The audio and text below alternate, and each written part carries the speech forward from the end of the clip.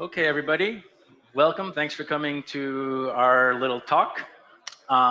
This talk is called Block Clicks and Sleep Well. Subtitle really is Confronting Fraud in the MVAS Industry. And we'll talk about how the members of the panel are handling the issue and also how the members of our esteemed audience are handling the issue. The format of the talk will basically be an introduction of myself and the panel. Then I'm going to walk you through some statistics of the harmful applications which are so affecting the MVAS industry today, and then we'll have a discussion. So, introduction.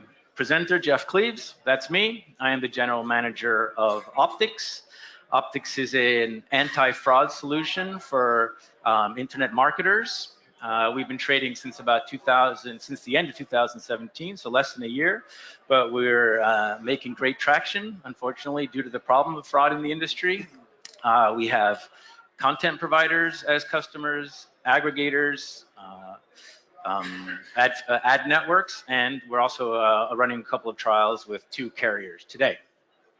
I'll let the panel introduce themselves now. Enric, why don't you start? Hello. Yeah, can you hear me, guys? Yeah. Okay, I'll do it. All right, now, yeah. So this is Enric from Billy Mobile. I'm the CEO at the company. Billy is a company founded 5 years ago. We had a mobile user acquisition company. We are working on RTB. Also, we have our own DSP, and also we are based on performance basis. Sorry about it. And yeah, like very happy to join this panel. Hopefully these guys, they will take care about this mobile acquisition company. You know, I have like some advertisers there, AntiFraud there, so I will wait how they're kicking me. So you. Okay, my name is Paola Silano. I'm co-founder of Cookies Factory. We are a media agency. We are working since more than 5 years on the VAS market. We are really specialized on performance marketing, and we are using some anti-fraud tools, and we really think that it's very important to save the market from fraud. Hi, I'm Alexis, CEO of Telemedia. Telemedia is a content provider. We sell mobile content to consumers worldwide. We've been doing so since 2006, and we have seen people predicting the end of mobile content services many times, and it never happened. So also now I'm positive about the future, but we need to do something about things like fraud. Great, thank you. Okay, so as I said, I'm going to talk to you a little bit about the harmful applications, show you some statistics. It's just a couple of slides, and then we'll open it up for discussion.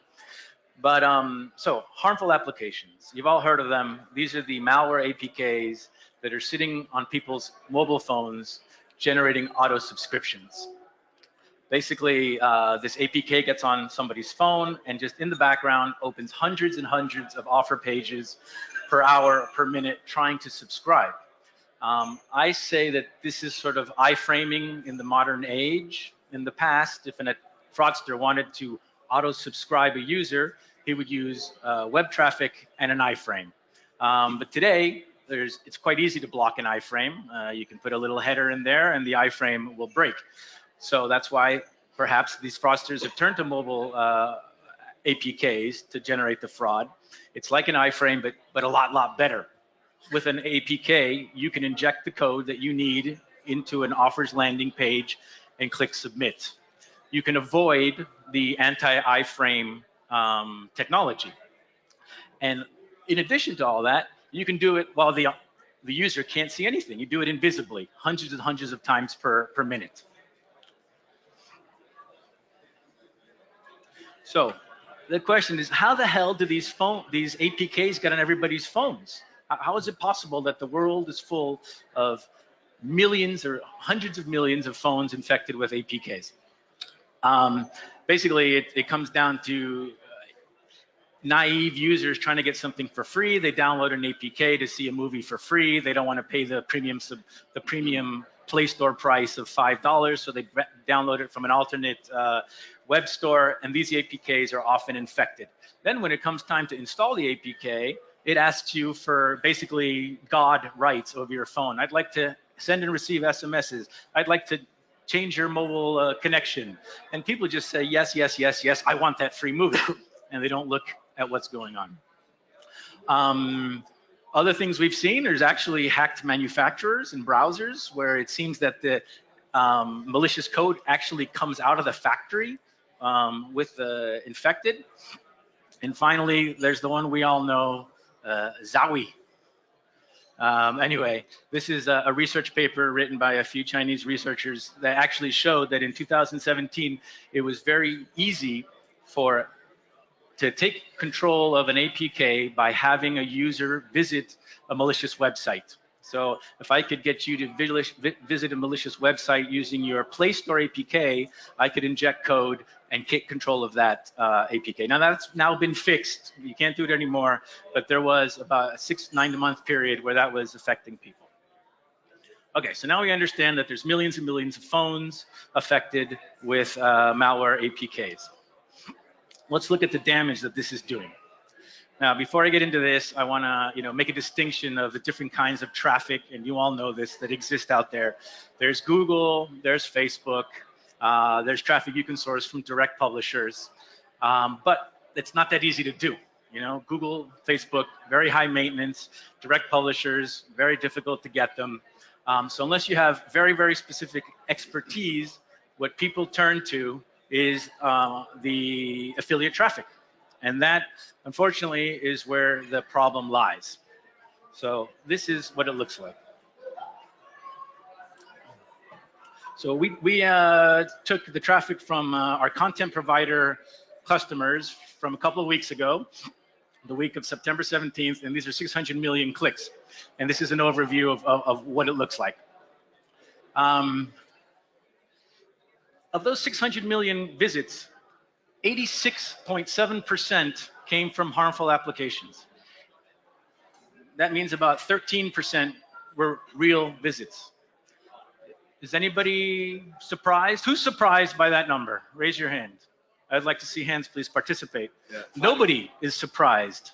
Nobody. So who's not surprised by that number? Okay. So it's not a surprise. Thomas is not surprised. The interesting thing here about the APKs is that they sort of take a shotgun approach. They load these hundreds and hundreds of offer pages in the background, and they're just clicking everywhere. If I take a shotgun and shoot, 98% of my pellets are going to miss, but 2 might hit. So, but in general, the harmful applications have a very poor conversion rate, or a poor conversion rate, and this is a picture of the conversion rate. So this is harmful APK conversion rate versus real traffic conversion rate, humans. And then here are the APK names of the worst offenders, or the top maybe 20 offenders worldwide. So you guys who are in the industry might recognize com.nemo.vidnate. If you don't recognize it, you should write it down. It's a bad one. The first one, I can't even say it. But the interesting thing that I like to show you here is number 3. Number 3 APK in the harmful APK list. It's actually empty. You don't know it's an APK, or at least the average customer, content provider, doesn't know it's an APK. But we can tell that it's coming from in-app traffic. Here's a picture of the world with the ratio of harmful application traffic. So we sort of see that Europe is a little more green, Asia a little more red. Can you see? So now I'm just going to go through a few of the countries that are out there to see how things change a little bit. This is the famous South Africa. Famous South Africa. Harmful applications, they're pretty much in line with worldwide numbers. They go up to 89%. But what's interesting here is that the conversion rate of these harmful applications is better than what we call human traffic. Once again, we've got the the invisible APK is number 3. Who's next? Okay, I'm gonna see if anybody can guess. Next country is Russia. Who wants to guess a percentage for Russia? Come on, guys. 98. That's the country after Russia. 90. So It's 93%. Let's see here. Russia, 93% of all traffic, harmful applications. It also converts very well. I do want to say that, this is 1 week of traffic. It could be that 2 weeks later, these ratios change because the content providers figured out how to block the harmful application. Remember, as I say, in general, harmful applications convert poorly, but when they hone in on that one ability to convert, they kill the content provider. Next country is India. India is at 98%. 98%, and there's a lot of people in India. There's a lot of people in India. 98% of those visits are from harmful applications, but interestingly here, they don't convert very well. Does anybody know why it doesn't convert very well in India? Anybody have any ideas? I mean, we have the statistics, but we're not content providers. We're not gateways. We don't really know. Anybody? You want to venture a guess? I don't know the answer. Do you want to venture a guess? No. My theory is that there is at least one very, very big operator in India that doesn't allow any conversions, doesn't allow what do we call these? Direct carrier billing, right? So if these phones are infected, they're generating visits, but they can't convert. So, and once again, this is the view of the world. Okay, so that's pretty much the end of my presentation. It was an overview of how bad the situation with harmful applications is. What these harmful applications are doing, you all know it, is they auto-subscribe the users. They create a headache for the carriers because the users call up and say, hey, what the heck? I've just been subscribed to an offer. I didn't do it. And then the carriers complain to the content providers. So let's go to the discussion. So I think there's a problem with fraud. I think lots of people agree there's a problem with fraud. But when I try to get new customers for Opticks and I say, listen, we're an anti-fraud solution, they say, I'm not interested. So I want to ask Alexis, why would they not be interested? Is there a prisoner's dilemma when a content provider says, I don't want an anti-fraud solution. What if the other guy doesn't? What do you think? If blocking fraud would only result in a drop in revenue, there might have been a business dilemma. Fortunately, blocking fraud also helps to reduce complaints, reduce refunds, allows to get better flows, allows to launch markets that are difficult to launch. So it also has a positive effect. And that far outweighs the drop in revenue, at least that's what we analyzed. On top of that, the data allows us to optimize. So we try to correlate traffic parameters with ARPU and use that to in our marketing strategy. So there's a lot to win by doing it, and not only shooting in our own foot, losing a bit of the sales. Okay, thanks. Enric, as an ad network, how has this pervasive issue of these harmful applications and fraud affected Billy's strategy?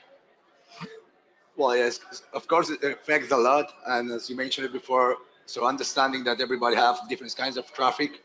Of course, Google, Facebook, all those guys, that they have really strict and high policies.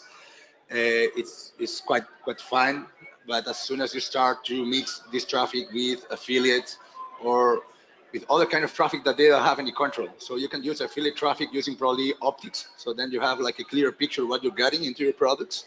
But if not, probably you're killing all the process. So Billy, in a part of the chain, it's very important for us to track and monitor. As soon as we're opening new sources, we will need to identify them, test them, and see if they can work with us or not. Of course, it's something interesting from our side. As you know, we are a part of the chain. We have almost all the chain here, but it's quite confusing sometimes because I can work with you guy, with Fadi, with the guys from Forex Interactive there, from Massimo from RGK, same target, and you can have different requirements. From user acquisition agency or company like us is super strange. So everybody's like pushing, trying to get traffic for the same target, same country, same carrier, but different restrictions. So understanding that we have limitations, what we can see or we cannot see, or what we can get or what we cannot get, is actually nowadays super difficult. So we need to be super strict. Thank you. So my potential customers often say, Jesus, 98% in India, 86% in South Africa. I can't block all of that. And we say, yes, you can. Yes, you can, like Obama used to say. But I'd like to ask Paola, in your experience, does blocking the fraudulent traffic, if I block 80% of the visits, is the result blocking 80% of my revenue at the end of the month? Okay, let's say that for sure there is an effect on revenues.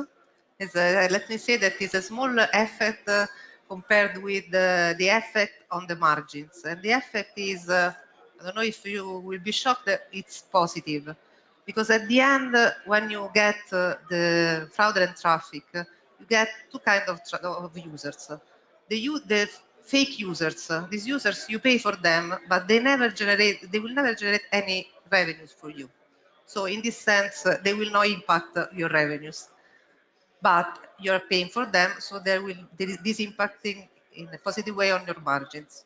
Then there are the real users that are arriving from a fake flow. So probably these users are not aware of what they are buying. They are not aware of what they are subscribing. And as soon as they will enter the service, maybe they will pay something, but they will try to go out, they will try to unsubscribe, they will complain with carriers, and there will be your big issues for the life, and you can sleep the night. So for sure, you will not return the investment with this user, because really the revenues will be very low. So this will impact your revenues a little bit lower, but really on the margins, all the money you are saving without paying for fake users or for users that are not aware of what they're doing is really incredible. Let me say, we are a media agency, so if you are a content provider very skilled, or if you are in, say, lucky market, you can avoid to notify to your publishers the people that is not billed, the people that leaves your service in 24 hours, in 48 hours. So there are some other ways.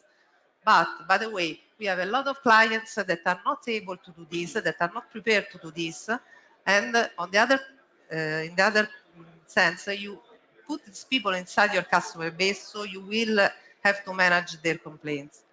So at the end is usually working with an anti-fraud tool means more margin for sure. I don't think, I know that revenue, big revenue, large revenues are very good, but what we care, I don't know if it's the same for you, are margins, and be safe with our clients without avoiding any complaint, too many complaints. This is a little. Thank you. So you said something interesting, Paola, that a lot of these auto subscriptions are subscriptions. You end up paying for them, but then they end up, they don't meet the average revenue, or they cause problems. So you're paying for poor subscriptions. So Alexis, do you think that the CPA numbers, the amount that you guys are willing to pay out, has been driven down by the fraud? Yeah, in general, yes, because the average value of a user that not subscribed knowingly or willingly is lower than users that are actually interested in the service and like to consume the content. And so in the long run, definitely that's going to make a difference. So yeah. So I guess I'm sorry, I guess it was a bit of an obvious question. Obviously, it's driving the CPA down. But are you now willing to pay more when you start filtering the traffic? Are you going to, I mean, let me ask Enric this. So people are going to be filtering out the bad traffic. They say, Enric, send me more traffic. What do you say to them? Say, you know, I mean, do you find that people are increasing the payouts when for the good traffic? Yeah, of course. So, well, probably you guys, if you're working with some premium sources, let's say Google, let's say some direct publishers that you have the full control of this banner, of this click, and everything. First of all, your compliance. So that's great. Now, second challenge is be profitable, which is not easy, but at least the first step is done. So you, as she said before, so you don't really take care about other kind of damage with your gateways relationship, with your carriers relationship. So what I want to mean, if I'm sending good users to all of you, and you will have like, imagine that you have like a good lifetime value of those users. Of course, I will have a present and I will have probably a better payout than other guys because you're getting more and everything is safety and we are trying to optimize in order to be profitable. But something that we don't really like nowadays from mobile user acquisition agencies, like I'm giving you this payout, which let's talk about CPA, because I want to check your traffic. Okay, let's check. They check the traffic. Imagine that I'm sending them very bad traffic. I'm decreasing your payout. So if I'm sending very bad traffic, you need to remove me. You don't need to decrease the payout. It's not something in our side, but it's something that we are saying. And probably all of us at some point, I see a lot of mobile content, a lot of advertisers here. You're promoting the same product with different user acquisitions company. And at some point with the same payout, same landing pages, same conditions for everybody, and someone is promoting this offer in a higher payout than you. It's like, what the fuck? How you can do it? I'm the owner of this product. So there is a lot of misunderstandings between CPA or CPC. There is between how you're reporting, how you're fighting this conversion, between quality. You know, as Jeff talked to us, like quality, it's like the combination of two things. We need to be compliant with this game. Okay, this is the scenario, quite difficult to be compliant, but also we need to be profitable. Okay, because probably all of you at some point you were buying a lot of Google traffic and it was not profitable. At some point requires, as you know, a lot of optimization, a lot of people working hard there, and it's profitable. So what I want to mean, it's very important at the end that between all of us, we need to help all the industry scenario to keep out the wrong in both sides. So we have wrong people in the publisher side. Yeah, I know it. I can check them. But also in the advertiser side, it not really makes sense to still getting this traffic in a lower payout because this is super polluted scenario. So why I'm getting less? Because it's bad. Remove me. Thank you. Maybe to add to this, but if I may, but by recording the traffic and we started a project to develop a fraud score. So every single publisher we will get a fraud score or a risk score, in a more friendly term, and we will use that to incentivize them. So if they get certain KPIs, we are not there yet, but that's what we are developing. Get certain KPIs. If they meet them, they will get a higher payout. If they don't, they might be fined or get a lower payout. So to maybe even automatically adjust the CPA, but at least in the deals that we have to incentivize them for higher quality and lower fraud or lower risk traffic. So that's how we're going to use the data that we are collecting. Very interesting, very interesting. Well, that would be a big change in the market. I hope we'll support you with all that, so for sure. Paola, what about so the fraud that's been occurring is causing the carriers to introduce very onerous flows, bad flows. Do you think we can ever get the old flows back? The one-click, two-click flows back? If the so, golden flow back. Sorry? For sure, for sure. The golden flow, I'm saying, no? You want? I'm sorry. Golden flow, the golden flow. The golden Okay, yes, the platinum yes. flow. I don't know. Yes. No, yeah, yes, it's for sure. This is already happening. How? I mean, how is it happening? How are you able to convince the operators to get the old flows back? Because the operators can have the visibility of what you are doing, what are you buying, which kind of traffic users are you getting in their customer base. You can give them the visibility, fully visibility of all your sources without, of course, discover the names if you want to keep, of course, the privacy of where you are buying, but they can check easily which are the risky traffic you are detecting and that you are blocking them.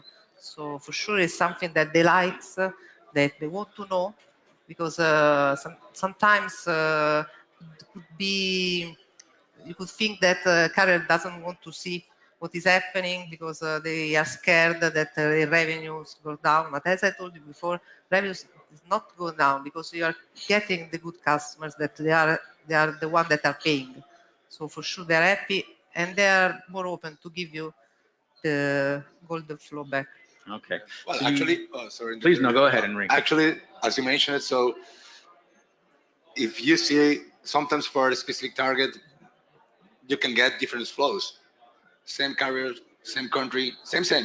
Some people they have pin summits, other ones MSDs, other ones they have one-click flows. They are the same carrier. They are not different people. So it's something that probably we need to think twice about. We were speaking about it, like you mentioned. If you have like a risk scoring, or you talk with different gateways, you can talk with several gateways that they are promoting the same target with the different flows. So why? Why? Hello. Sleepy this afternoon. I know it's super tough time. Fabi, what do you think? Okay, after, don't worry. It's fine. So yeah, so it's not something new. It's, as you mentioned, it's something that is happening nowadays. We are totally agree that why a specific target have different flows, have different conditions. Could it be that some of the content providers use Opticks and others don't? For example, never know. Paola, you mentioned that you approach the aggregators and the carriers, and you share data with them. That's very interesting. Alexis, have you been? I know you guys have a lot of internal projects going along with the anti-fraud. Have you shown those to the carriers? Is that something that's helping? And is there any difference between presenting a fully internal anti-fraud solution versus a third-party anti-fraud solution? Yeah, well, that definitely helps to work with a third party. Even if you would do the same in-house, then still operators would prefer an independent party to work with.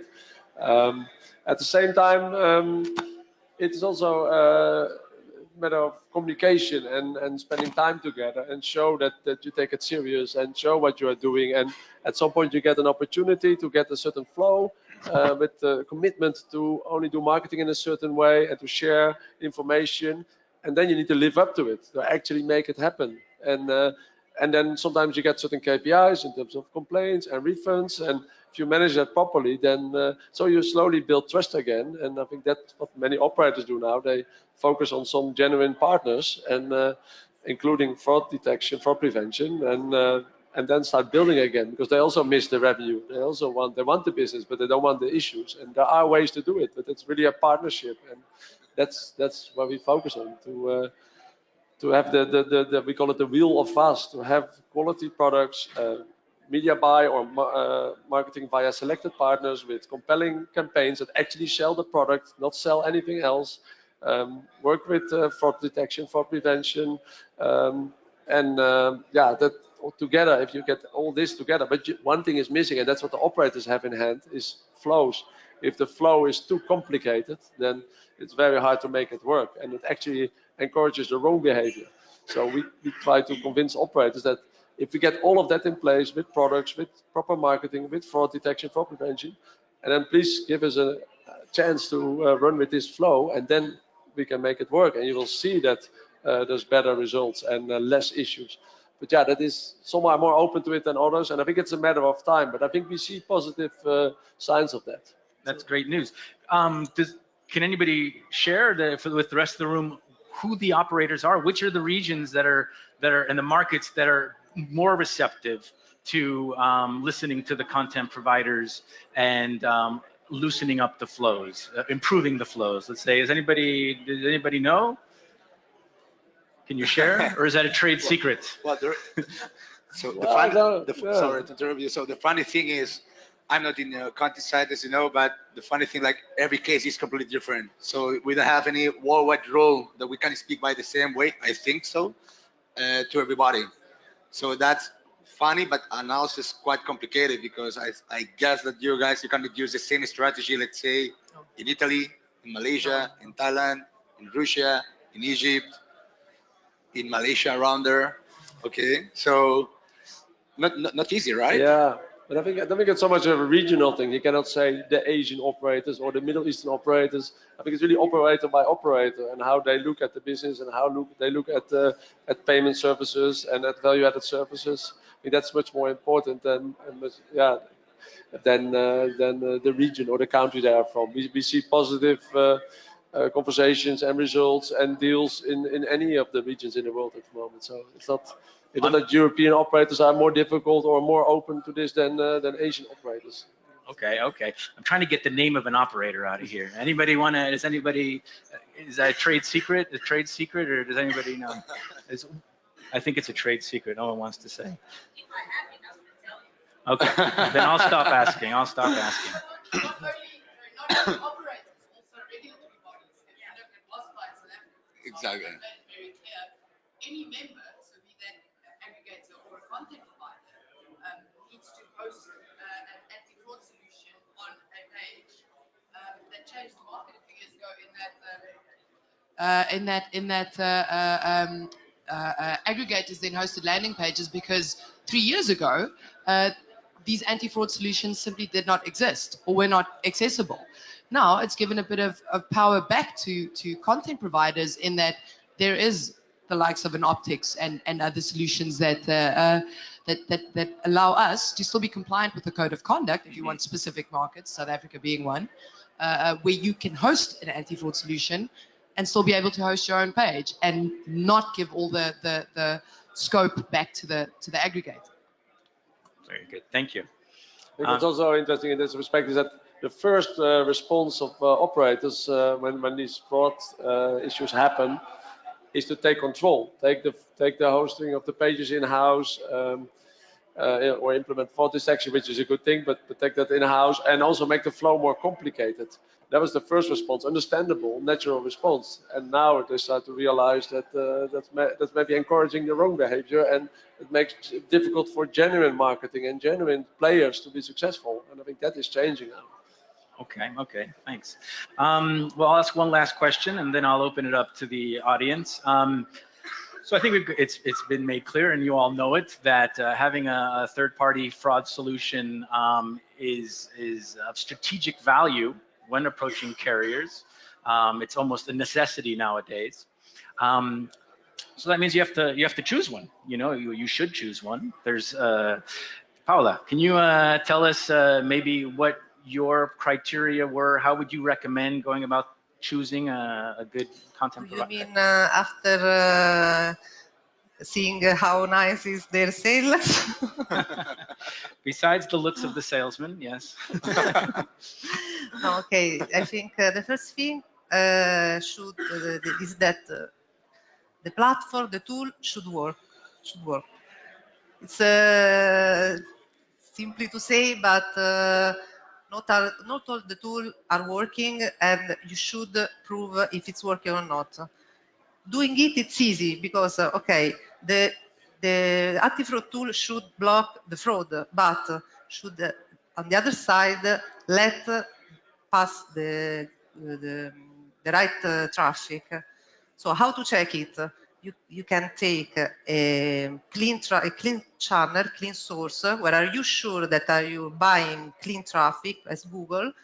You try to scan this kind of traffic with the anti-fraud tool, and the expected result should be 99% of clean traffic. If there is some crazy results as 20% of dirty traffic, you for sure there is something that is not working. So the first thing is testing if the flow is working. Then I think the second thing that's very important is the price. because of course, as I told you, you can really gain something on your margin, but then if I have to spend 10,000 euro for country to block the fraud at the end for month, is make no sense, no? All my all that I saved will be spent for the tool, and it's not working. Third thing could be for sure how easy is to use the tool, how easy is to integrate it, how simple is to configure the campaign, because it's not possible that I have to restart from scratch with all my campaigns. We have with our clients more than maybe 1,000 campaigns live, and it's not possible that I have to change every single URL to integrate the tool. And the last thing for sure is how nice is the sales. Alexis, do you have anything to complement in that regard? Yeah, for us it's very important that that's specific and actionable data and fast, so we can block before the sale happens. But some tools, they say 60% of your visitors is code orange, and that's not enough. So we need more. So and there are specific reasons why this traffic is suspicious, and that makes it actionable for us, and that needs to be made available. That's a key feature for us. Okay, thanks. Well, that's the end of my questions. You guys must have some questions. Please ask a question, please. Anybody? Yes, Laurent Wister. You mentioned working with carrier. What you mentioned working with carrier. With carriers. Have you done? Have you got some feedback from how carriers see anti-fraud solution? We've had interesting conversations with the carriers. We sort of had two very separate responses. One of the carriers, which I won't name, but we went into in Europe, and we said, you know, we're Opticks. We want to present an anti-fraud solution. I said, huh? The first reaction was no, I don't want to know what's going on. I don't want to let the content providers figure it out. But as soon as I, as a carrier, know what's going on, I'm responsible. I don't want that. On the other hand, with a carrier in the Middle East, who's got many operating companies around the Middle East region and Asia, they took a different approach. They said, listen, we need to protect our brand. We've heard about you guys. You know, tell us what you can do and what the business model is. And Opticks, thinking that it takes 18 months to close any deal with the content providers, with the carriers, said, here's our business model, but why don't you just, you know, force the content providers to use it, or rebill the content providers. And surprisingly, they said no. They said no. We want to pay for it because we want to control it. The worry of the carriers when the content provider controls the tool is that the content provider has the levers, and this Middle Eastern carrier wanted to control the levers. Back to the first European carrier, they called us back after a few months, and apparently there was some regulatory pressure, and they've changed their tune, and they said, yeah, we now want to implement it in-house, and we will pay for it. Any other questions?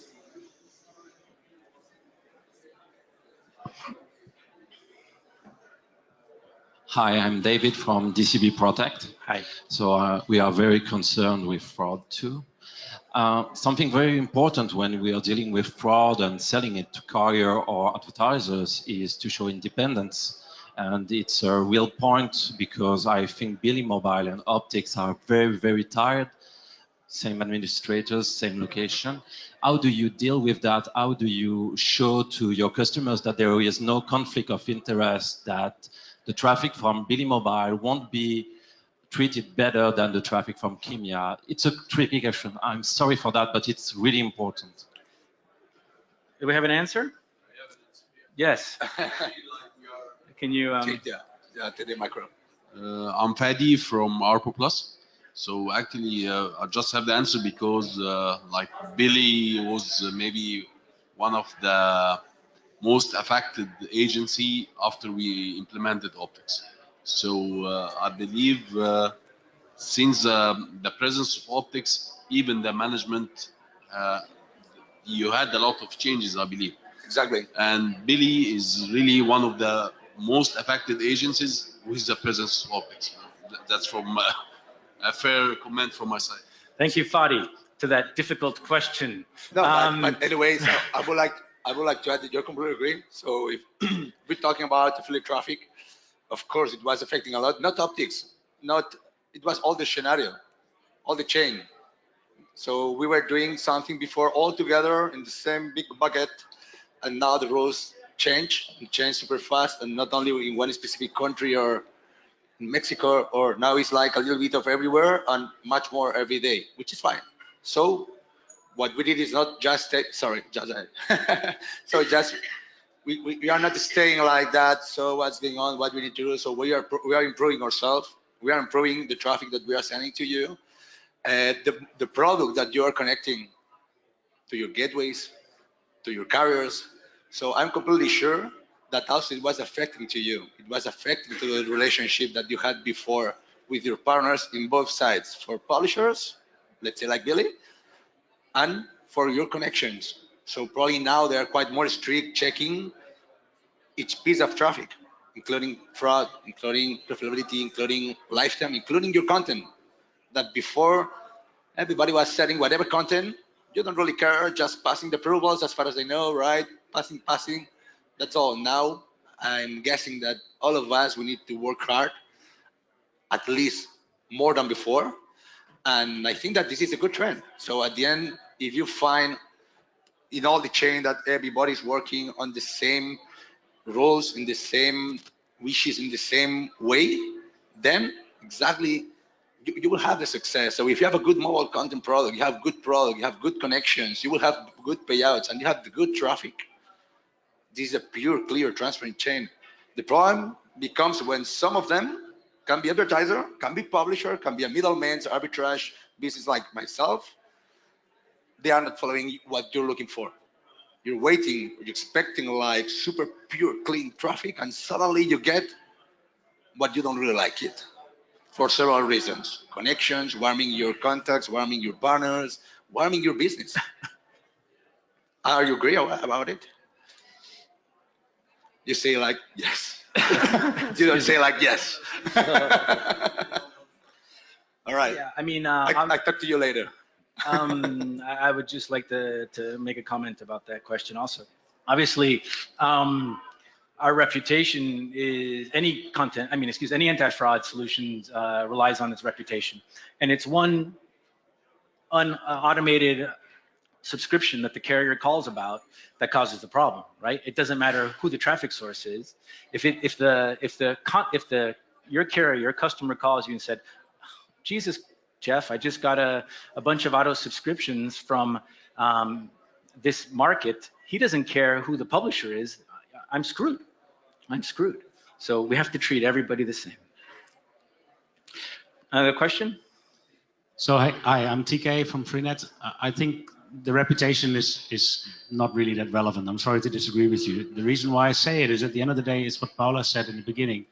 If the tool doesn't work, then that's actually the worst thing of all. So the only thing that's relevant is if the tools that are being used by any of the players, any of the stakeholders in the industry are effective. If they are effective, then that's the only thing that counts. And effective is a definition that's very different for each and every player in the industry.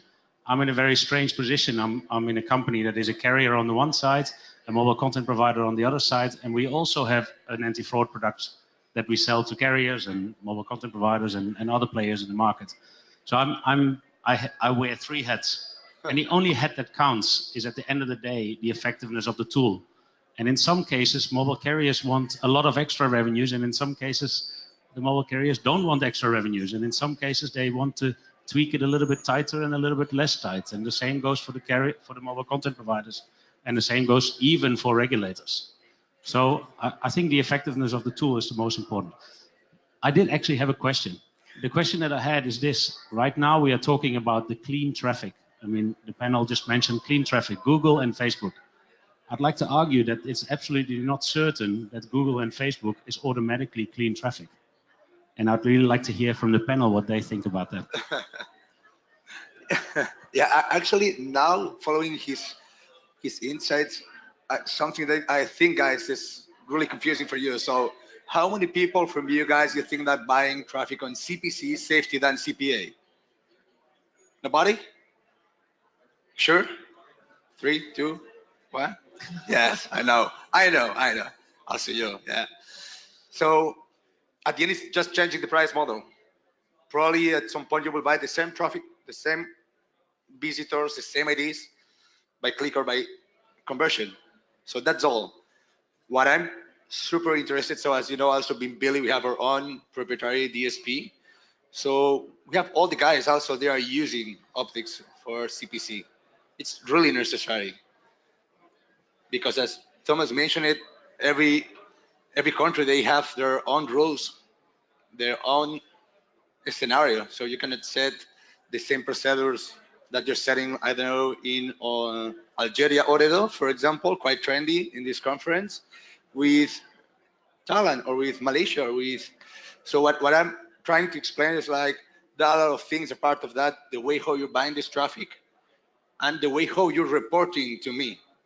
I have people that they are reporting me subscribers, other people that they are reporting me players, other people that they are reporting me the daily cancellation rate, which I really like it. It's super fine. So think twice about it. Also, it's not only to fight about traffic, it's also about to match the right concepts, agree to the business of each part of the chain. Thank you. Getting back to Thomas's question, is Google traffic clean? Does anybody want to take a stab at that? Paola, what do you think? Google traffic, if it's clean. Google. Yes, I think Google traffic is clean if you are clean, of course. The advertiser should be clean. Exactly. Well, Thank if you you are very clean, much. Finally, we are speaking about the advertiser side. So, what we noticed, or we had some customers call us up and say, "Why? This is Google. These are Google sources. Why is it so red?"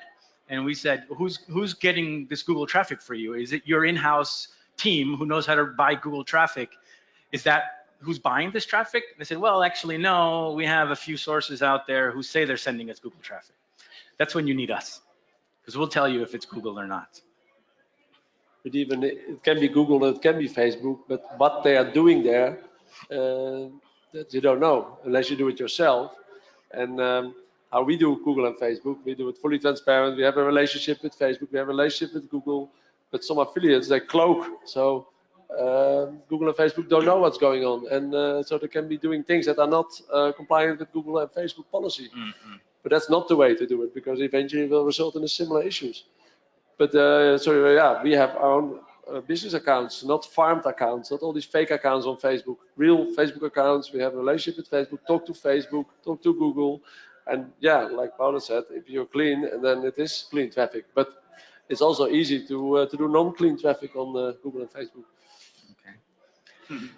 We've got time for one more question. The best question. Okay. Hi, I'm Bagel Spanos from Amaze, and I would like to ask a question. Recently, we faced some auto subscription problems in Greece, where it's the worst flow over there. It's pin flow. So what happened was there was an APK. It was downloaded from users. Those users were installing the app. Actually, they downloaded it from Google Store. And they gave access to everything. Okay, users might be stupid, users don't know, they're not educated, but this is what happened. So this APK actually could read and send SMS, everything. The thing is that I realized that problem when users started complaining, but it was too late. And thank God, I mean, we saved the situation. But I couldn't find anything till I got this data from the users. I mean, they told me that it's an app called HD Light Maps, blah, blah, blah, blah. So I started downloading those apps, subscribing, installing those apps and stuff, and I saw with my own eyes what was happening. Then I just checked who was the publisher, the network behind that, and they knew nothing about that. Then I started checking the log files. I saw that those users, they had a real IP, a user agent, everything. So actually, if I didn't see that with my own eyes, taking screenshots and videos, nobody would believe me. So what happens in these cases? I mean, how can we prevent happening of those cases? Okay. Can I answer that one? That one's for me. I think what you need to do is find a good anti-fraud partner who's going to help you do that. I mean, what we do, what Opticks does, is analyze every single click before it hits your offer pages. And we know if that visit's coming from a fraudulent application or not. It doesn't matter. We don't care if it's in the Play Store or not. If it's doing naughty things, we'll detect it. We can see what code is being injected. We can see if the offer was shown to the user or not. So it's not that hard to stop that when you have the right partner. I mean, that's why, you know, I think you missed the first part of the presentation, but that's why these developers are using the APKs as a method of fraud, is because it's a real user. You know, it's not a server sitting in a data center. These are real users, real subscribers, and that's why they use the malware APKs. So I recommend that you talk to me after this meeting, and we'll help you solve that problem. I think we're done. Well, thank you very much to the panel. Thank you guys all for coming and participating. Thank you for the applause.